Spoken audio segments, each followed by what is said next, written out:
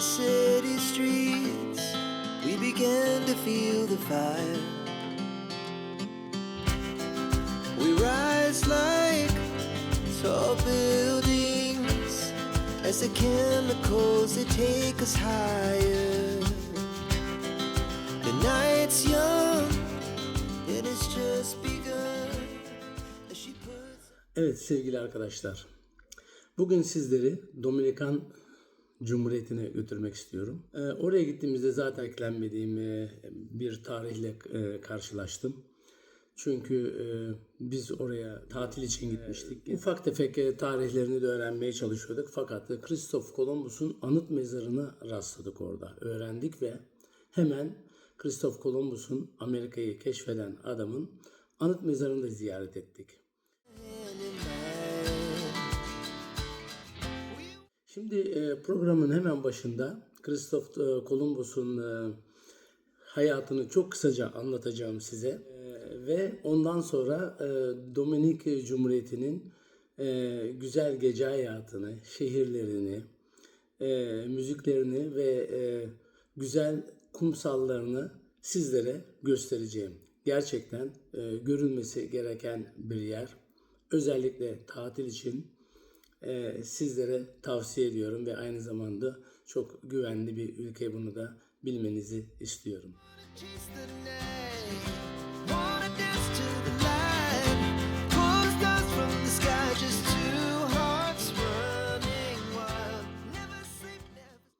Christoph Kolombus 1451 yılında İtalya'da Cenova şehrinde doğdu. Bu Amerika'yı ileride keşfedecek adam, bilim adamı. 20'li yaşlarda Portekiz'e eğitime gitti ve orada matematik, astroloji, haritacılık üzerine eğitim aldı. Daha sonra bir yük gemisinde iş buldu ve bu gemilerle Afrika'nın batısından, kuzeybatısından güneyine kadar birçok Afrika ülkelerine uğradılar ve orada köle avcılığı da yapmaya başladılar ve köleleri Portekiz'e getirmeye başladılar. Bazı emirlere karşı çıktığı için Portekiz kralı tarafından istenmeyen adam ilan edildi. Ve böylece Christoph Kolombus Portekiz'den İspanya'ya kaçmak zorunda kaldı. Christoph Kolombus 1490'lı yıllarında Portekiz'den kaçarak İspanya'ya sığındı. İspanya'ya geldiğinde tekrar orada gemilerde iş buldu ve gemicilerin, kaptanların çok dikkatini çekti. Çünkü çok eğitim aldığı için, haritacılık ve matematik üzerine eğitim aldığı için hemen kaptan yardımcılığına ve yine kısa bir zamanda yine bir geminin kaptanlığına yükseldi. Bu yaptığı keşiflerle, planla yola çıktı. Afrika'dan köleler getiriyorlardı, yerlileri öldürüyorlardı, altınlarını çalıyorlardı ve onları İspanya'ya getiriyorlardı bu ilk seferlerinde. Bunu daha önce Portekizlerle de beraber yapmıştı. Fakat bu çok dikkatini çekiyor kraliçenin ve İspanya kraliçesi Christoph Kolombus'u davet ediyor. Bunun daveti üzerine biliyorsunuz o zamanlar Hristiyanlar çok yayılmıştı ve yayılıyordu Hristiyanlık, Katolikler. Aynı zamanda yine kilisenin başı İspanya'daki kardinalla bir görüşmede yaptı ve kardinalla kraliçe ona şöyle bir teklifte bulundu. Kardinal dedi ki, gittiğin yerlere dedi Hristiyanlığı yay dedi, haç götür dedi. Ve kraliçe de dedi ki gelirken de dedi altın getir dedi. Yani yerlilere haç satacaklar ve karşılığında da altın alacaklar. Soyacaklar yani. Fakat Christoph Kolombus şöyle bir şey dedi. Biliyorsunuz o zamanlar Hindistan'dan altınlar, ticaret ve baharat ticaretleri yapılıyordu Avrupa'ya gemilerle. karayoluyla çok uzun sürdüğü için o çekici olmuyordu. Bu yüzden gemilerle Afrika kıtası güneyinden dolanarak Hindistan'a varılıyordu ve bazı gemiciler geri gelmeyebiliyordu. Bazı gemiler de geri gelmeyebiliyordu. Çünkü kötü hava şartlarından dolayı veya uğradıkları saldırılardan dolayı gemiler batırılıyor ve mürettebat öldürülebiliyordu. Bunun için Christoph Columbus kraliçeye şunu teklif etti, İspanya kraliçesine.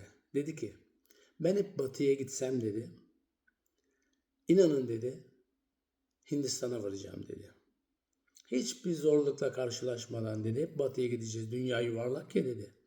Batıya gittiğimiz sürece dedi, Hindistan'a geleceğiz dedi. Kraliçenin bunu çok enteresan buldu kraliçe, bu konuşmasını. Ve buna inandı. Peki dedi, sana dedi 3 gemi vereceğim dedi. 2 gemi dolusu asker ve bir gemide de yine asker ve sen olacaksın dedi. Ve dedi askerler senin emrinde olacak dedi kaptan olarak. Evet, böylece Christoph Columbus ilk keşfi 1492 yılında batıya çıkarak başladı. Hep batıya gitmeye başladı. Haftalar sonra 1492 yılında Dominik Cumhuriyeti'ne ulaştı. Hep batıya gidiyor ya. Dominik Cumhuriyeti'ne ulaştı. Ve orada yine böyle koyu renkli yerlileri gördüğü için kendisini Hindistan'a geldiğini zannetti ve Hindistan'da olduğunu zannetti. Fakat yerlilerle sorun yaşamaya başladı. Sorun yaşayınca yerlilerin nesi var tabii, sadece mızrak ve okları var, başka bir şeyleri yok. Bunların topu, tüfeği, her şeyi var tabii. Ne yapıyor? Christoph Columbus büyük bir katliam gerçekleştiriyor Dominikan Republik'te. Oranın yerlilerini öldürüyor. Onların altınlarını çalıyor. Geri kalan yerlileri köleleştiriyor. Bir bölümünü İspanya'ya getiriyor, bir bölümünü orada tutuyor. Onları köleleştiriyor ve onlara haç, din satıyor, Hristiyanlığı satıyor. Zorluyorlar yani. Ve elde kalan yerlilerle yaşamaya başlıyorlar ve hemen orayı yaşam alanı ilan ediyor. 1493'te geriye dönüyor ve kraliçeye, İspanya kraliçesine diyor ki, ben diyor Hindistan'ı buldum diyor ve size altın getirdim diyor, köle getirdim. Buna tabii çok seviniyor kraliçe Hindistan'ı bulduğu için ve hemen buna ikinci bir yolculuğa çıkması için hemen bütün gerekli destekleri vermeye başlıyorlar.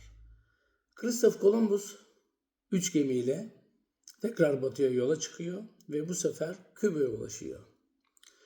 Küba'da da aynı Dominikan Cumhuriyeti'nde yaptığı gibi, Dominik Cumhuriyeti'nde yaptığı gibi yerlileri, karşı çıkan yerlileri öldürüyor. Hemen orada kilise yapıyor, binalar yapıyorlar, köleleştiriyorlar oranın yerlilerini. Tekrar İspanya'ya dönüyor. Bu onun ikinci seferi oluyor. Bundan memnun kalıyor kraliçe yine. Üçüncü sefere çıkacak. Fakat bu sefer istekleri ağırlaşıyor. Daha fazla asker istiyor ve daha fazla yetki istiyor kraliçeden. Gittiği yerlerin valisi olması istiyor. Yani kraliçeden sonra en yüksek kişi olarak adlandırılmak istiyor orada. Ve bütün askerlerin, bütün orduların emrinde olmasını istiyor orada. Kraliçe bunu istemese de kabul ediyor. Çünkü sonuçta devamlı Batı'yı keşfediyor, Hindistan'a gidiyor. Buna bu sefer 30 gemi asker veriyor. Çünkü yerlilerle yaptığı savaşlarda çok kayıplar olduğunu, çok riskler taşıdığını söylüyor. Böylece 30 gemiyle tekrar yola çıkıyor. 3. seferini yapıyor. Ve bu 3. seferinde Güney Amerika'nın Venezuela, ondan sonra Kuzey Brezilya, yine aynı zamanda Orta Amerika'ya, Panama'ya, oralara kadar ulaşıyor. Ve yine oraları Hristiyanlaştırıyor, kiliseler yapıyor. Yine yerlileri köle yapıyor. Büyük isyan edenleri öldürüyor yine.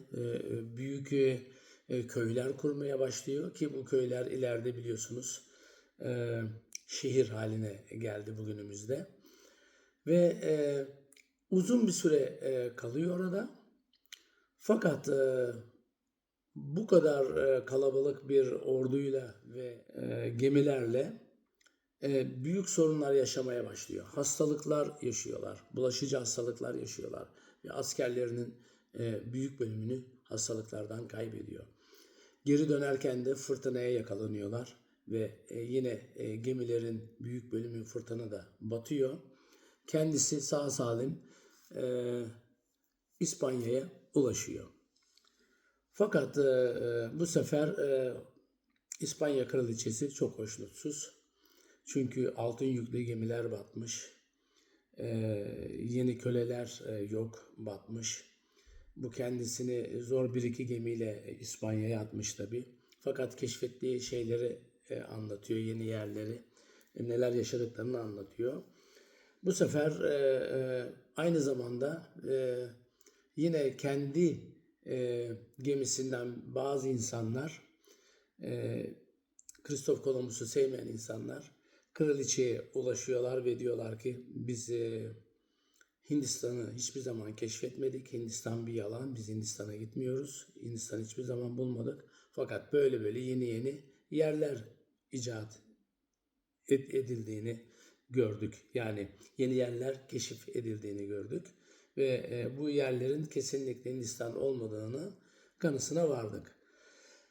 Bunun üzerine İspanya kraliçesi çok kızıyor ve hemen Kristof Kolombus'u tutuklatıyor yalan haber yaptığı için. Fakat Kristof Kolombus da inatla mahkemede keşfettiği yerin Hindistan olduğunu inatla söylemeye devam ediyor.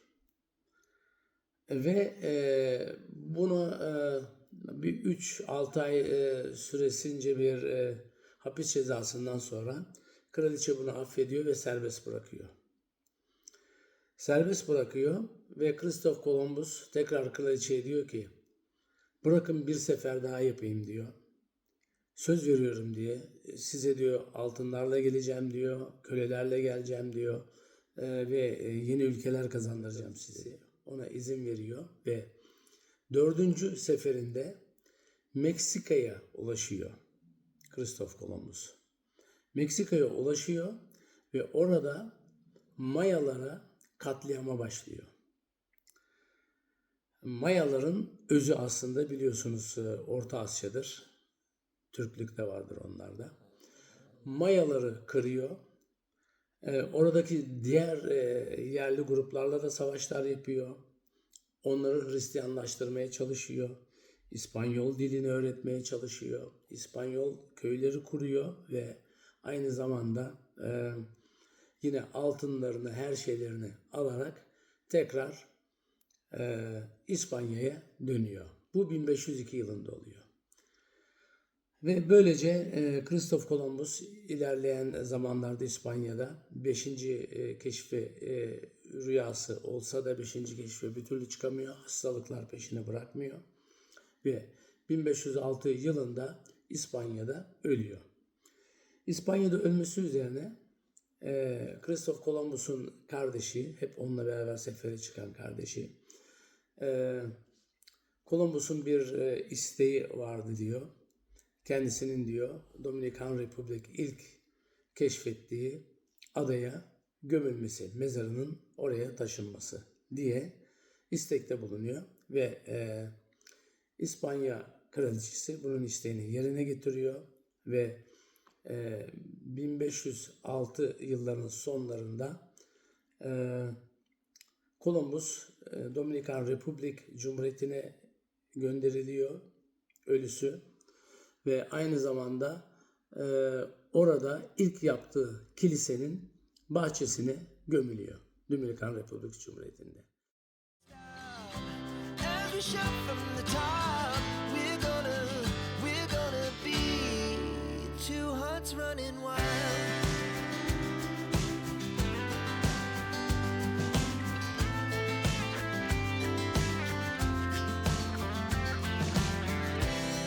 Now the morning is the afternoon. We lay awake in bed. The laughs so loud. Kiliseyi de ziyaret ettik. Gittik, gördük Paula ile beraber. Gerçekten çok ilginç. O zamanın şartlarında yani güzel bir bina yapılmış. Tabii bunu kölelere yaptırdılar hep. Ve aynı zamanda biz yine Paula ile beraber Christoph Columbus'un mezarının artık orada olmadığını öğreniyoruz. Üçüncü Paul, Papa, yani Hristiyan aleminin başı Papa, kendisini 1970'li yıllarında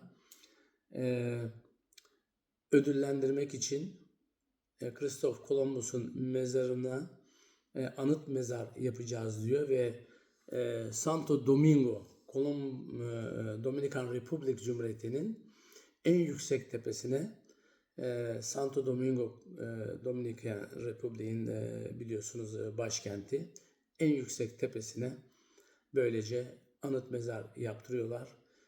Aşağı yukarı 200 metre uzunluğunda, 50 metre yüksekliğinde, haç şeklinde bir anıt mezar yaptırıyor ve bunun tam göbeğine, şu haçın olduğu göbeğine onun kemiklerini metal tabut içinde sergiliyor. Bir daha söyle. Nasıl? Evet, şurası şöyle, Kanatlar. kanatlar. Evet. Orası da böyle. Ya. Kocaman bir haç yapmışlar.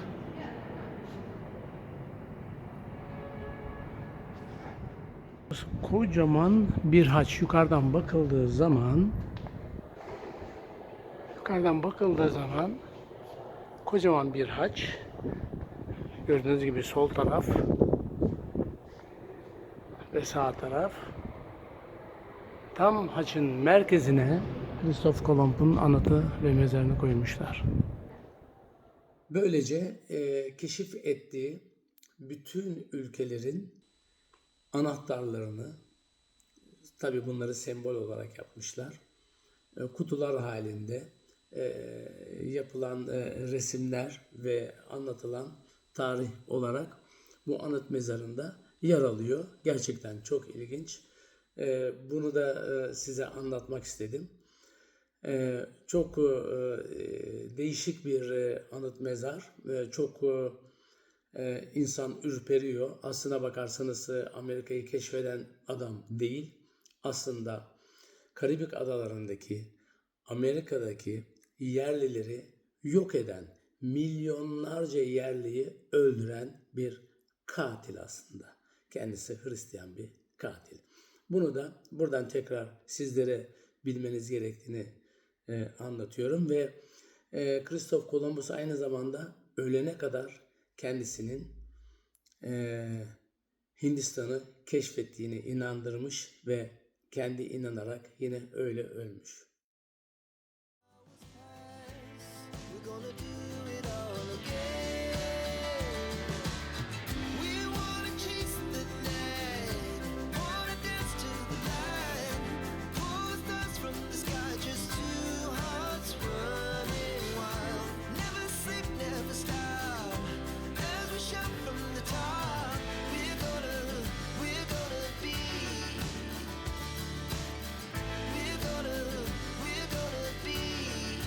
Two hearts running wild.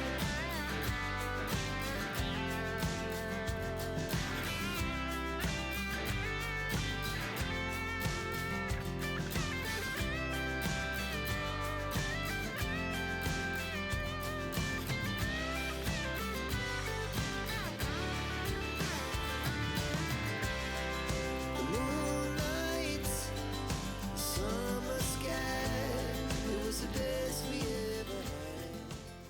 Şimdi Dominik Cumhuriyeti'nin güzelliklerini size anlatmak istiyorum. Kumsalları Mükemmel. Zaten Dominik Cumhuriyeti'nin yarısı biliyorsunuz Haiti, oradaki adanın yarısı da Dominik Cumhuriyeti. Haiti bölümü Fransızlarda, Fransız işgalinde kalmış ve sömürgesini yaşamış. Doğusundaki de İspanyollarda kalmış Christoph Columbus sayesinde. Ve bu adanın, büyük adanın bütün etrafı riflerle çevrili. O kadar güzel ki korallarla. Yani bütün adanın etrafı koral. Çok güzel. Beyaz kumlar, denizi çok berrak, çok renkli balıklar. Hayatımızda görmediğimiz balıkları bir bölümünü orada gördük dalarak, ağlayla beraber. Çok güzel. Ve bu kumsalları ve bu şehirleri size kısaca anlatmak istiyorum.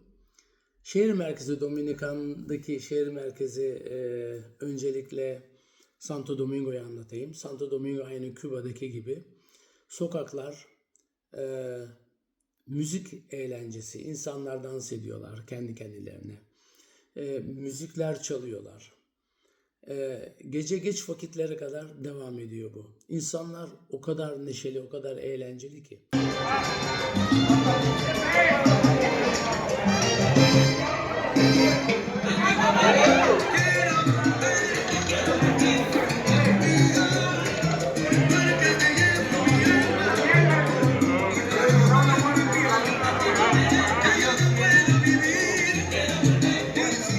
Çok fakirler ama çok zevk alıyorlar hayattan. Hatta böyle bu alışveriş merkezlerinin önüne sandalye masa atıyorlar. Oradan bir şeyler alışveriş yapıyorlar. Şarabını, yiyeceklerini, içeceklerini. Ailece oturuyorlar.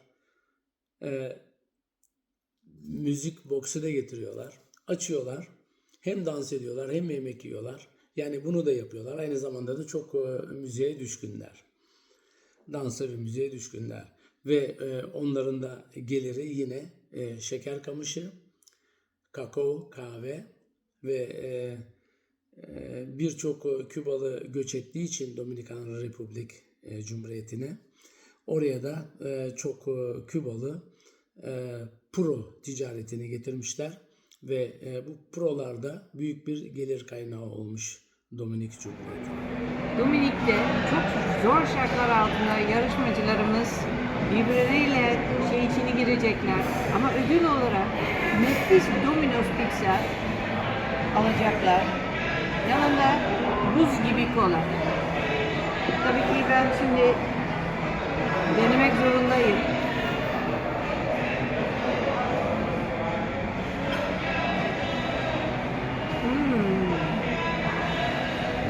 Nefis.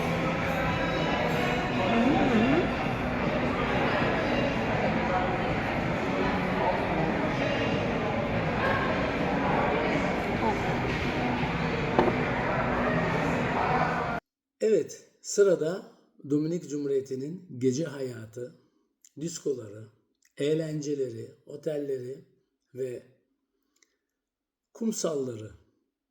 Şimdi bir gezi de bu tarafa yapıyoruz ve size bu güzellikleri gösteriyoruz. Buyurun efendim. And we'll stay young forever. We'll never have regrets.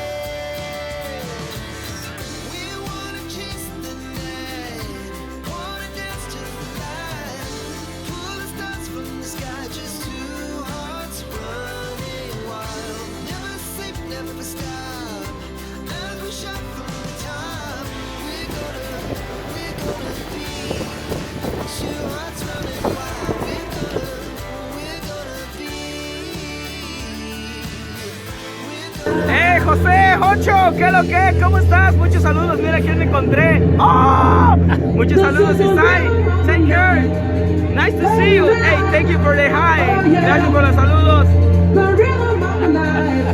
Vamos a ver, damas y caballeros, esta es nuestra tercera.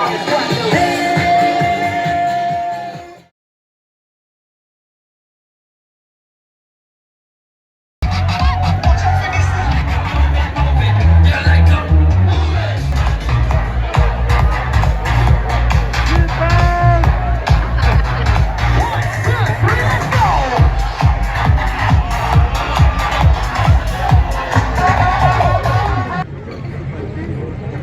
anda yemek zamanı. Yemeğe geldim.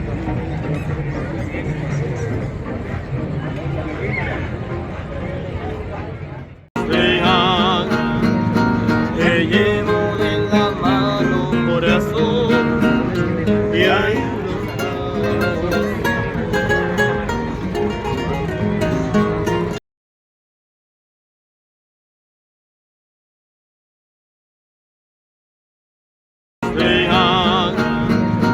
te llevo en la mano, corazón, y ahí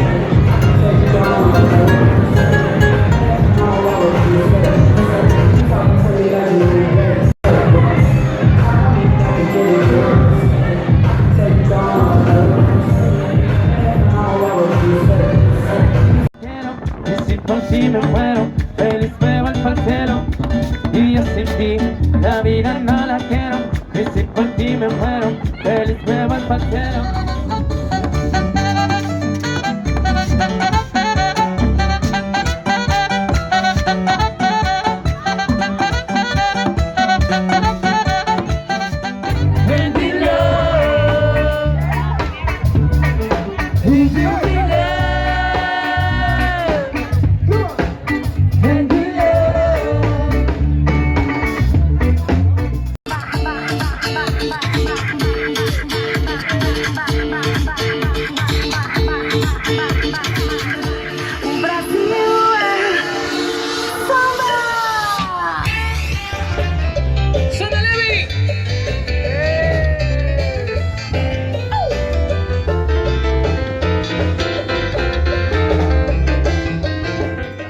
Evet, bugün yine programın sonuna geldik. Yine başka bir ülke, başka bir şehirle buluşmak üzere sizlere veda ediyorum. Ve lütfen kanalımıza abone olmayı unutmayın. Çünkü size daha çok güzel ülkeler gezdireceğim, göstereceğim. Görüşmek üzere. İyi günler efendim.